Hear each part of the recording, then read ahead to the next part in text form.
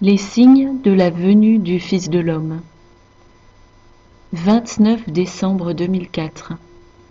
De la part du Seigneur, notre Dieu et Sauveur. La parole du Seigneur délivrée à Timothée, pour tous ceux qui ont des oreilles pour entendre. Ainsi dit le Seigneur. De nombreux signes spectaculaires ont été délivrés à cette génération. Pourtant, tous ont été grandement ignorés par la multitude.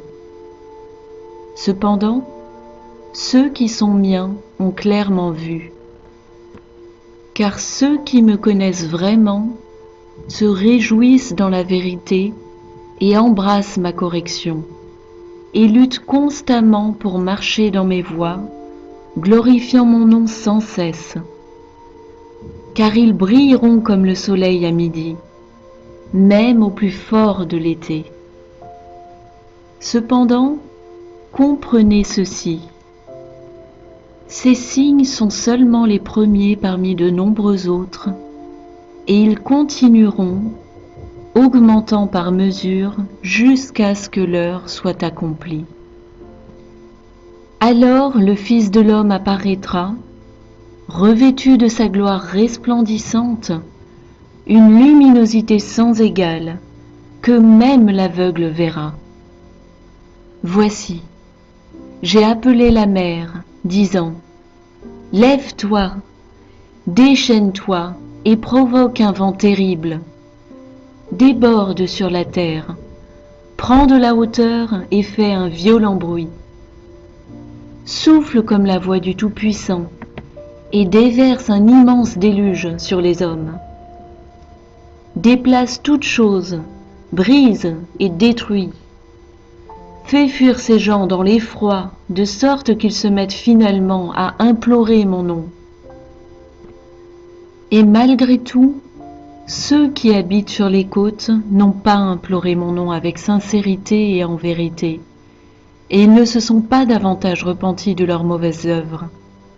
Voici, j'ai encore appelé 3 fois la mer à s'élever et se déverser sur les terres, permettant à ceux qui s'étaient calmés de reprendre de la vigueur et retourner encore une fois. Et pourtant, les gens ne se sont toujours pas réveillés. Leurs yeux sont demeurés fermés, leur cœur dur et inflexible. En effet, les multitudes refusent de me donner gloire. Et comme elles retournent vite à leur péché, tandis qu'elles cherchent à fortifier leur rébellion contre Dieu.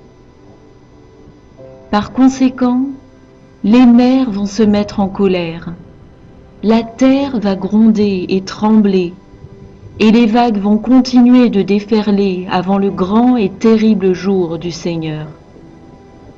Voici, même les puissances des cieux seront secouées, et le monde cherchera à devenir un, comme il est écrit.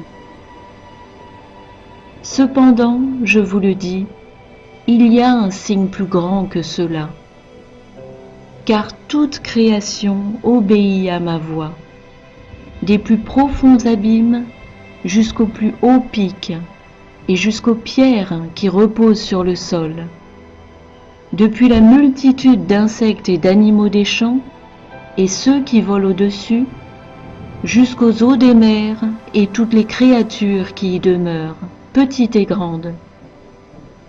Depuis les vents des cieux jusqu'aux étoiles au-dessus, toute la création obéit à la voix du Tout-Puissant.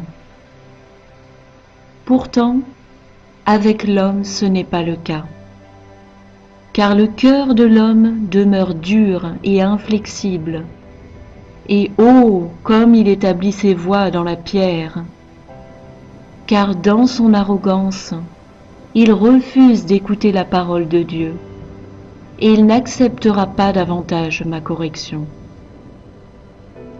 Et en raison de sa fierté, il persiste à refuser d'entendre l'appel du Tout-Puissant.